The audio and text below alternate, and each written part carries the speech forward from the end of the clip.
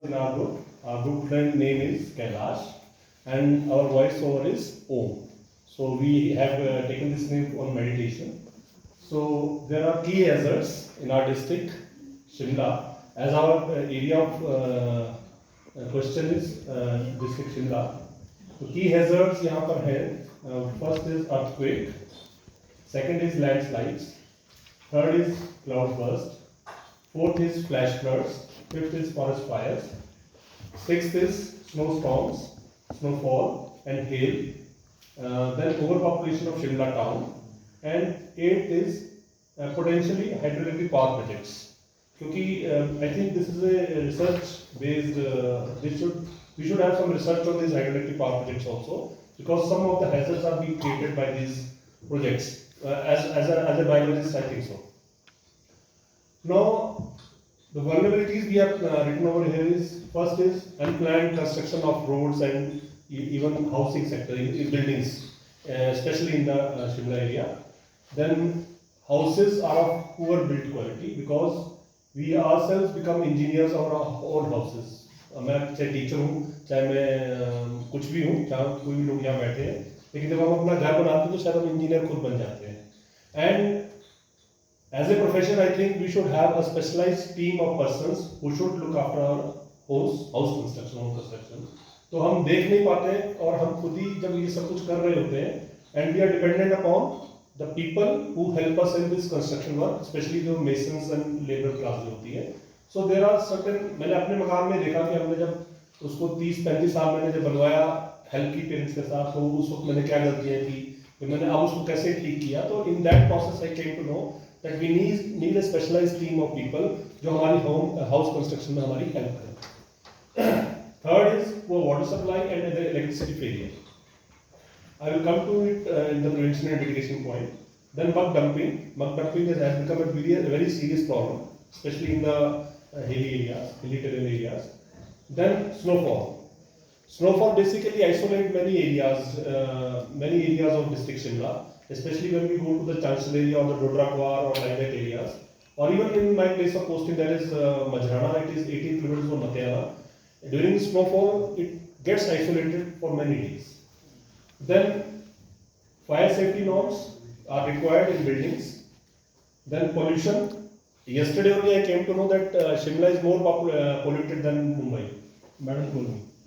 And she showed me index online. So it is a matter of concern that we are here living in a more polluted area, polluted place than compared to Mumbai. Then tourism hotspot is also a vulnerability because tourism and environment, especially अपने आप में कोई department नहीं होता है. ये बहुत सारे डिपार्टमेंट्स की एक एमलगेशन है जिसमें बहुत सारी फैसिलिटीज प्रॉपरली डेवलप हो तो एक अच्छा टूरिज्म या अच्छा एनवायरनमेंट बनता है. तो वो एक वल्नरेबिलिटी है यहाँ हिमाचल में और स्पेशली डिस्ट्रिक्ट शिमला में भी. Then communication network is a vulnerability, जैसा अभी चंबा में हुआ है, ये हमारे डिस्ट्रिक्ट शिमला में भी हो सकता है अगर कुछ आइसोलेशंस या कुछ ऐसी भगवान ना चाहे ऐसी कोई कैलमिटीज आती हैं तो ये isolation becomes a vulnerability. Then agriculture and horticulture produce is also a vulnerability because during this times अगर ऐसा कुछ होता है या हुआ है तो ये प्रोसेस रुक जाती है और लोगों के इकोनॉमिक कंडीशन के ऊपर इसका इफेक्ट पड़ता है. देन आइसोलेशन, जैसे मैंने पहले कवर कर दिया था, अभी उसको दोबारा से रिपीट किया है, ये कल्चरली और एडमिनिस्ट्रेटिवली भी हमारे को आइसोलेट करता है. Especially I went to last year to Dodra Kuar. I had a chance to go there. So I saw that they are more dependent upon Uttarakhand for many things, for their daily needs, for many other things. जैसे उनका even जो marriages वगैरह भी है, culture वगैरह भी है, वो उत्तराखंड से ज़्यादा dependent इसलिए हो गया है क्योंकि administratively and culturally they remain isolated from this part of the state.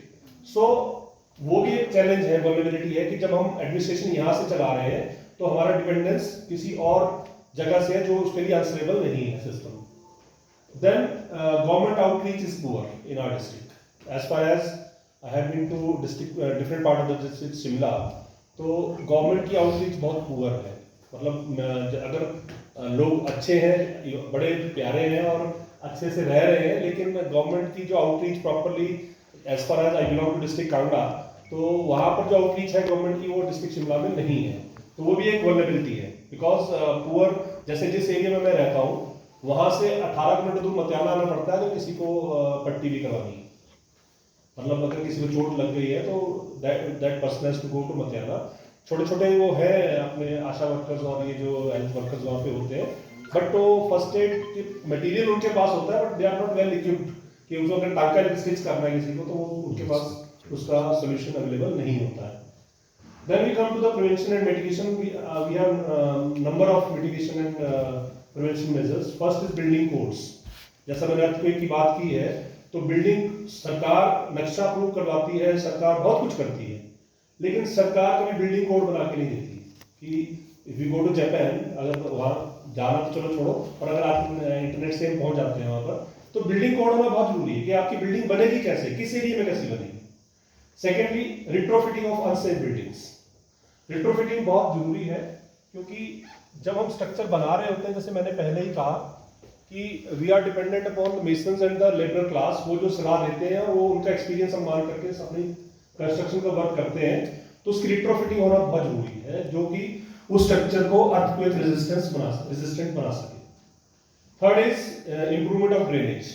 जैसे ही हमारा जैसे शिमला का टाउन है, इसमें सारा सीमेंटेड हो गया है लगभग, तो ये भी एक फ्लैश फ्लड का कारण बन जाता है। कल कोई कह रहा था कि फ्लैश फ्लड शिमला में नहीं आ सकता, पर जब वाटर अब्सॉर्ब ही नहीं हो रहा है कहीं पर भी, और थोड़ा सा एरिया जैसे कम होता जा रहा है, कंक्रीट का जंगल बनता जा रहा है, तो उससे क्या होगा कि पानी एक फ्लैश फ्लड में थोड़ा सा लोअर एरिया में वो कन्वर्ट हो सकता है। देन एफॉरेस्टेशन होना चाहिए, अर्ली अर्थक्वेक और लैंडस्लाइड के वार्निंग सिस्टम्स डेवलप होने चाहिए और अवेलेबल होने चाहिए। कम्युनिटी की ट्रेनिंग एंड पार्टिसिपेशन होनी चाहिए डिसीजन मेकिंग में। Yesterday somebody was telling here कि उसके ऊपर मेरा थोड़ा सा क्वेश्चन मार्क भी था कि there is a nexus between A, B and community. So I was not in par with that view कि community को पता ही नहीं होता है कि क्या होता है। कम्युनिटी का क्या होता है कि एग्जांपल दूं कि 200 आदमी को लेकर के कोई चीफ मिनिस्टर के पास चला गया साइन करवा के, और बाद में पता चलता है 2 साल के बाद कि वो रोड के लिए था, लेकिन वहां बताया गया कि हमने बस लगवानी, और वो रोड निकल जाती है 2 साल के बाद, जब रोड उसका लोग उसका ऑब्जेक्शन करते हैं तो पता चलता है कि सबने साइन किए हुए बैक साइड पे, उसके फ्रंट पे क्या लिखा किसी को मालूम नहीं है। तो कम्युनिटी की पार्टिसिपेशन डिसीजन मेकिंग में क्रशर्स लगते हैं, चाहे इंडस्ट्रीज लगती हैं, चाहे आपके हाइड्रोइलेक्ट्रिक पावर प्रोजेक्ट्स लगते हैं, कि उनका रोल सिर्फ इतना नहीं होना चाहिए कि जमीन गई पैसा मिला और घर बैठ जाओ। उनका प्रॉपर पार्टिसिपेशन होनी चाहिए कि इसका, जैसे कल मैंने डिस्कस किया कि इन्वायरमेंट इम्पैक्ट असेसमेंट में कितना लॉस होगा, उसको कैसे मैनेज करेगी वो एजेंसी, उसका मैनेजमेंट प्लान क्या होगा, हर साल कितने पौधे लगाएगी, हर साल वो क्या और प्लान्स ऐसे कोई वहां पर प्रोसीजर्स फॉलो करेगी ताकि उस लॉस को मिनिमाइज किया जा सके। वो जो बायोडाइवर्सिटी का लॉस उसके लिए क्या करेगी, है ना। तो वो कम्युनिटी आई थिंक इन्वॉल्व नहीं है हिमाचल में ज्यादा, बहुत ज्यादा।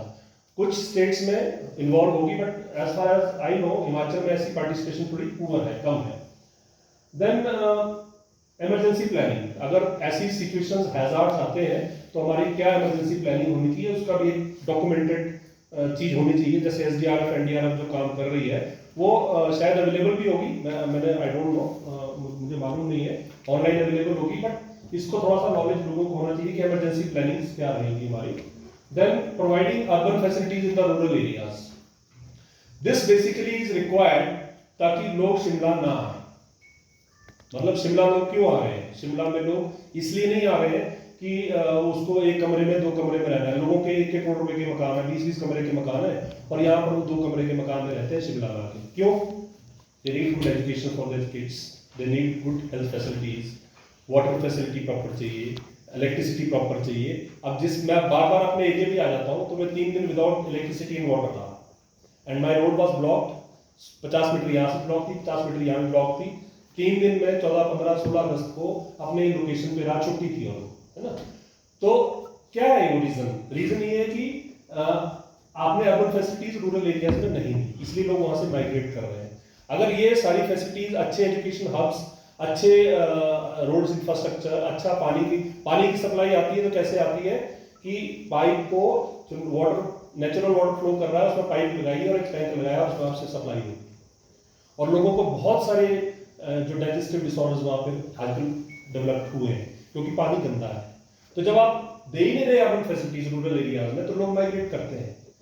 Then actually second is ninth point is interdepartmental coordination. जैसे मैंने कहा कि interdepartmental coordination very poor है.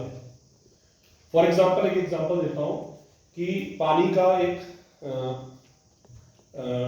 स्ट्रक्चर बनाने के लिए, पानी को रेन वाटर हार्वेस्टिंग के लिए हॉर्टिकल्चर डिपार्टमेंट भी अलग से पैसा देता है, एग्रीकल्चर डिपार्टमेंट भी अलग से पैसा देता है, रूरल डेवलपमेंट भी अलग से पैसा देता है, कई डिपार्टमेंट पैसा दे रहे हैं. और मुझसे अगर कोई मतलब मुझ जैसा या कोई भी आदमी हो जिसको पता है कि 4 जगह से पैसा मिल रहा है, 4 बोर्ड लगाएगा, एक ही टैंक में पानी डालेगा, 4 फोटो देगा और भेज देगा. तो किसकी वेस्टेज हो रही है? रिसोर्सेज की वेस्टेज हो रही है और चारों डिपार्टमेंट में आपस में कोऑर्डिनेशन नहीं है. इसी तरह से हैजर्ड्स की बात होगी कि हैजर्ड्स हो रहे हैं या इस तरह की वल्नरेबिलिटीज डेवलप हो रही है या आ रही है, तो इंटर डिपार्टमेंटल कोऑर्डिनेशन बहुत जरूरी है कि कौन कौन से डिपार्टमेंट्स किस वक्त क्या कार्य करेंगे, फील्ड तक पता होना चाहिए. मान लो हो सकता है कि जब चीफ सेक्रेटरी साहब बैठते हो तो सारे सेक्रेटरीज को पता हो, सारे एचओडीज को पता हो, लेकिन जिस फील्ड लेवल पे हम आप काम कर रहे हैं वहां पर सबके जितना कुछ मुझे कल पता चला इसके बारे में, ये शायद मुझे पहले पता नहीं था.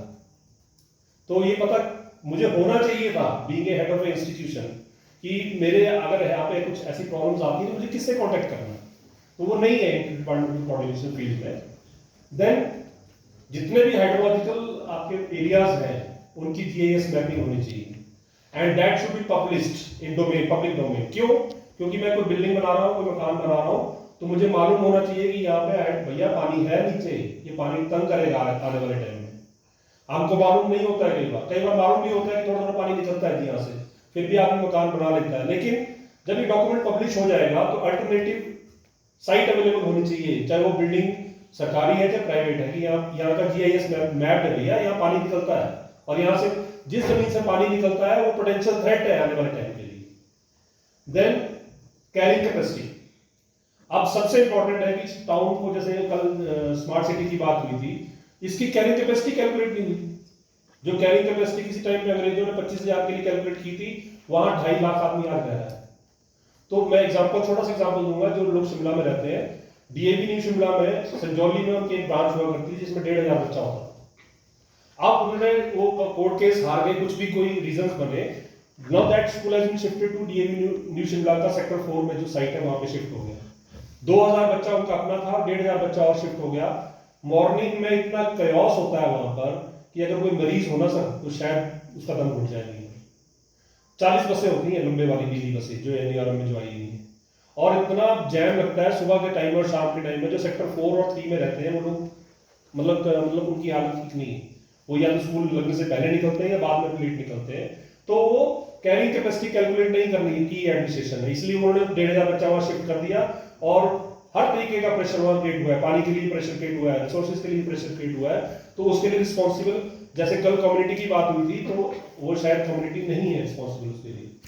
देन जो स्लोप्स, लैंडस्लाइड्स की प्रोन एरियाज है, और जूट जियो टेक्सटाइल्स का जो एक रूरल जो एक यू कैन से बायोलॉजिकल तरीका है कि जूट जियो टेक्सटाइल्स का यूज होना चाहिए, क्योंकि वो उस सिस्टम को रोक देती है और वहां पर ग्रोथ भी होती है, वो लैंड को होल्ड करके रखती है. Then control on unscientific mining and exploitation of biodiversity resources. मैं हर चीज को एक एग्जांपल से दे रहा हूं कि कश्मल होती है सर, कश्मल रसौंत बनती है उससे, बिल्कुल है ना जी. उसकी एक्सप्लॉयटेशन मेरे एरिया में बहुत हुई पिछले साल, तो आई अपोज दैट. मैंने अपने बच्चों को समझाया स्कूल में कि इसकी जड़ ना देवदार की जड़ से भी गहरी होती है, और इसमें बहुत अच्छी चीज होती है कि वाटर को होल्ड करने की कैपेसिटी इसकी बहुत स्ट्रांग होती है. बट क्या कर रहा है वो, कोई लोकल आदमी को पंजाब के अमृतसर के किसी बिजनेसमैन ने इन्वॉल्व करके रखा हुआ है, और वो आदमी सबको समझा रहा है कि कुछ नहीं होता, और वो 20 रुपए किलो 20 रुपए 50 किलो या 30 रुपए 50 किलो के हिसाब से वो सारे ट्रक भर के चला रहे. अब आने वाले टाइम में वो एरिया प्रोन हो जाएगा, क्योंकि उसकी वाटर को होल्डिंग कैपेसिटी या सॉइल को होल्ड करने की कैपेसिटी जो है वो वहां पर लूज कर गया है. अब हुआ क्या कि जब हमने थोड़ा सा लोगों को तैयार किया, लोगों को समझाया, तो उन्होंने जंगल में नहीं तोड़ा, उसको काटा, लेकिन लोगों ने अपनी फील्ड से कि इसकी जड़ें बहुत गहरी होती हैं, बहुत फैलता है, हमारे को नुकसान करता है. तो अनसाइंटिफिक माइनिंग और एक्सप्लॉयटेशन ऑफ बायोडाइवर्सिटी के रिसोर्सेज का नहीं होना चाहिए, और उसका उत्तरदायित्व हमारा है. देन कम्स अल्टरनेटिव फ्यूल, जो पाइन नीडल्स वगैरह है, जो फॉरेस्ट फायर्स बनती हैं, उसके बहुत सारे केक्स बनते हैं, कुछ और चीजें बनती हैं जो जलाने के काम आती हैं. बहुत सारी machineries department of science and technology ने डेवलप की हुई हैं, तो वो होनी चाहिए, क्योंकि उससे बहुत बड़ी जंगल में आग लगती है। हालांकि जो मेरा एक्सपीरियंस है, लोग आग खुद लगाते हैं कि ताकि ज़मीन साफ हो जाए, लेकिन कितने बायोडाइवर्सिटी का उसका नुकसान होता है वो लोगों को उसके बारे में मालूम नहीं होता है। देन जो आइसोलेशन में एक और चीज़ है कि हमारी सोलार एनर्जी की जो कैपेबिलिटी है उसको बढ़ाना चाहिए, क्योंकि ये कम्युनिकेशन नेटवर्क को भी स्ट्रॉन्ग करता है। इलेक्ट्रिसिटी के आजकल सारा कुछ हमारा इलेक्ट्रिसिटी से चल रहा है, ये जो मोबाइल है ये भी इलेक्ट्रिसिटी से चल रहा है। मतलब 3 दिन जब मैं बिना पानी और बिजली के रहा तो मुझे गाड़ी में 1 घंटा बैठ के I have to charge my phone, और वो भी गाड़ी में भी तेल अगर कम हो तो फिर यू कांट डू एनीथिंग।